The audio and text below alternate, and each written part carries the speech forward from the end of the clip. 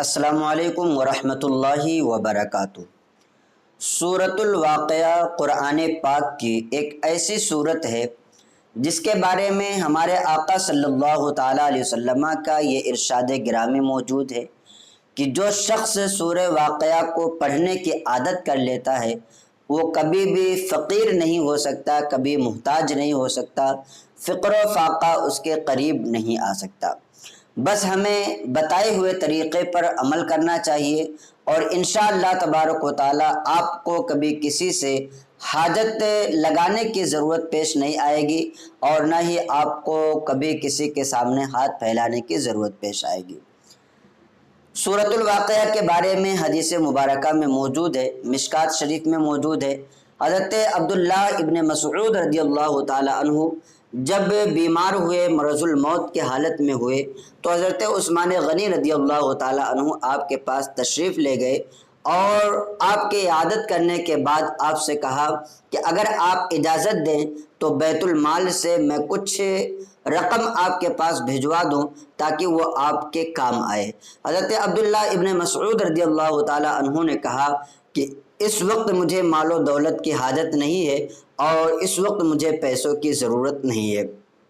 حضرت عثمان غنی رضی اللہ تعالی عنہ نے کہا کہ اگر آپ کو ضرورت نہیں ہے تو آپ کی بچیاں ہیں جو آپ کے بعد رہ جائیں گی تو ان کے کام میں آ جائے گا، اس میں بھی کوئی حرج نہیں ہے۔ حضرت عبداللہ ابن مسعود رضی اللہ تعالی عنہ نے کہا کہ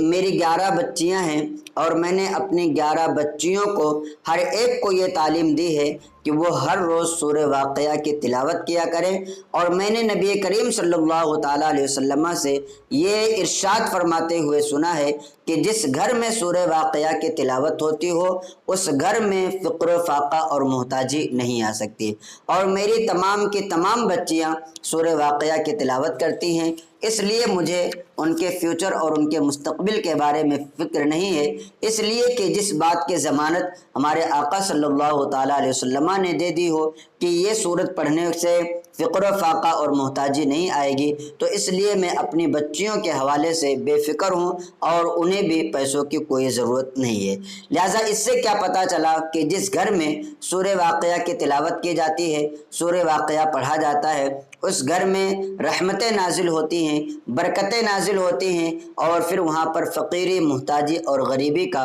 دور دور تک کوئی پہنچ نہیں ہوتا۔ تو اس لیے ہر دن آپ کو چاہیے، چاہے وہ مائیں ہوں، بہنیں ہوں یا اسی طریقے سے مرد حضرات ہوں، ہر دن، خاص طور پر رات کا ذکر آیا ہوا ہے کہ ہر رات کو حضرت عبداللہ ابن مسعود کی بچیاں سورہ واقعہ کی تلاوت کیا کرتی تھیں، تو آپ تو چاہے مغرب کے بعد یا عشاء کے بعد یا رات بھر میں کبھی بھی ٹائم نکال کر کے روزانہ سورہ واقعہ کی ایک مرتبہ تلاوت کر لیا کریں۔ انشاءاللہ تبارک و تعالی